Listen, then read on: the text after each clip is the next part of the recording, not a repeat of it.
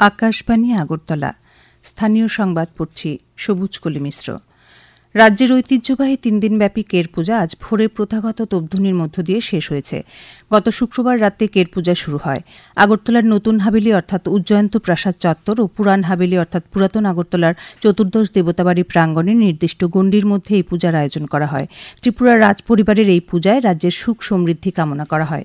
মুখ্যমন্ত্রী অধ্যাপক ড মানিক সাহা, সাংসদ রাজীব ভট্টাচার্য, অর্থমন্ত্রী প্রণজিৎ সিংহ রায় গতকাল উজ্জয়ন্ত প্রাসাদ প্রাঙ্গণে আয়োজিত কের পূজা দর্শন করেন ও রাজ্যবাসীর মঙ্গল কামনায় প্রার্থনা করেন।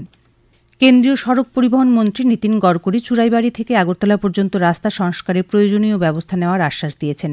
গতকাল প্রাক্তন মুখ্যমন্ত্রী তথা সাংসদ বিপ্লব কুমার দেবের চিঠির জবাবে তিনি এই আশ্বাস দিয়েছেন। শ্রী দেব গত ৩০ জুন কেন্দ্রীয় সড়ক পরিবহন মন্ত্রী নীতিন গড়করির কাছে চিঠি দিয়ে চুরাইবাড়ি থেকে আগরতলা পর্যন্ত সড়ক সংস্কারের জন্য দাবি জানিয়েছিলেন। তিনি শান্তিরবাজার বাজার এলাকায় ড্রেনেজ ব্যবস্থা নির্মাণেরও অনুরোধ করেছিলেন। জনজাতি কল্যাণমন্ত্রী বিকাশ দেববর্মা জানিয়েছেন, আগামী আগস্ট মাস থেকে রাজ্যে ৬টি নবনির্মিত একলব্য মডেল রেসিডেন্সিয়াল বিদ্যালয়ের পঠন পাঠন শুরু হবে। গতকাল গন্ডাতুইসার উল্টাছড়ায় একটি একলব্য বিদ্যালয় পরিদর্শনে গিয়ে তিনি একথা জানান। তিনি বলেন, একলব্য বিদ্যালয়গুলি শুধুমাত্র পাঠ্যবই নির্ভর শিক্ষা নয়, বরং জনজাতি ছাত্রছাত্রীদের মানসিকতা, চিন্তাধারা ও সমাজের প্রতি দায়বদ্ধ গঠনে এক বিরাট ভূমিকা পালন করে। চীন পেহেলগাম সন্ত্রাসী হামলার নিন্দা জানিয়েছে এবং আঞ্চলিক নিরাপত্তা রক্ষায় সন্ত্রাসবাদ বিরোধী সহযোগিতা বাড়ানোর জন্য এই অঞ্চলের দেশগুলিকে আহ্বান জানিয়েছে। পেহেলগাম সন্ত্রাসী হামলায় জড়িত থাকার জন্য পাকিস্তান ভিত্তিক লস্করি তৈয়বার ছয়া সংগঠন দ্য রেজিস্ট্যান্স ফ্রন্টকে মার্কিন যুক্তরাষ্ট্র বিদেশি সন্ত্রাসী সংগঠন বলে চিহ্নিত করার প্রতিক্রিয়ায় চীনা পররাষ্ট্র মন্ত্রণালয়ের মুখপাত্র লিন জিয়ান বলেছেন, তাদের দেশ সকল ধরনের সন্ত্রাসবাদের বিরোধিতা করে। কেন্দ্রীয় বৈদ্যুতিন এবং তথ্য প্রযুক্তি মন্ত্রী অশ্বিনী বৈষ্ণব বলেছেন, বিকশিত ভারতের লক্ষ্য অর্জনের জন্য প্রযুক্তিগত ভিত্তি দ্রুত প্রস্তুত করা হচ্ছে। গতকাল আইআইটি হায়দ্রাবাদে এক সমাবর্তন অনুষ্ঠানে ভারতের প্রযুক্তিচালিত ভবিষ্যতের কথা তুলে ধরে তিনি শিক্ষার্থীদের বিশ্বমানের প্রযুক্তি এবং পণ্য ডিজাইন করার আহ্বান জানান। শ্রী বৈষ্ণব এবছর ভারতের প্রথম দেশীয় সেমিকন্ডাক্টর চিপ চালু করার ঘোষণা দেন। তিনি জানান, এর মধ্যে 6টি সেমিকন্ডাক্টর প্ল্যান্ট নির্মাণাধীন, যা ভারতকে বিশ্বব্যাপী শীর্ষস্থানীয় জায়গায় নিয়ে যাবে। কেন্দ্রীয় যুব বিষয়ক ও ক্রীড়ামন্ত্রী ড মনসুখ মান্ডভিয়া ২০৪৭ সালের মধ্যে বিকশিত ভারতের স্বপ্ন পূরণের জন্য যুব সমাজকে মাদকমুক্ত করার আহ্বান জানিয়েছেন।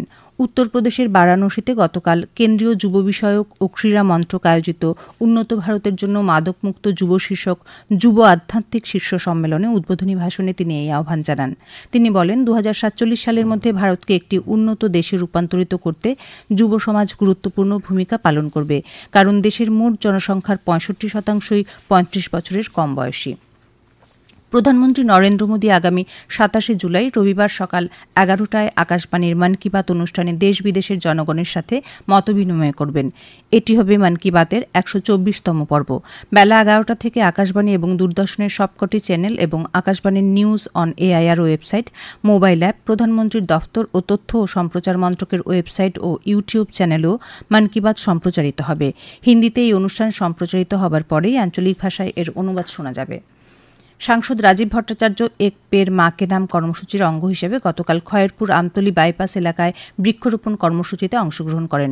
উপস্থিত ছিলেন বিধায়ক রতন চক্রবর্তী, পশ্চিম ত্রিপুরা জেলা পরিষদের ভারপ্রাপ্ত সভাধিপতি বিশ্বজিৎ শীল প্রমুখ।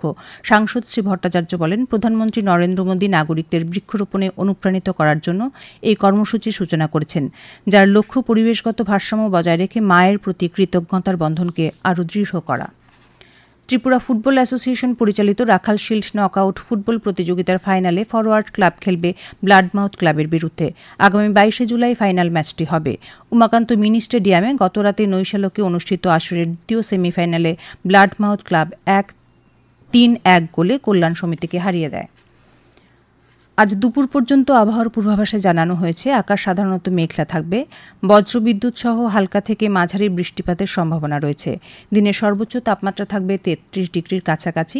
আগরতলায় আজ ভোরে সর্বনিম্ন তাপমাত্রা ছিল ২৭ ডিগ্রি সেলসিয়াস। স্থানীয় সংবাদ এখনকার মতো এখানেই শেষ হল। পরবর্তী বাংলা স্থানীয় সংবাদ প্রচারিত হবে সন্ধ্যা ৭টা বেজে ৫৫ মিনিটে।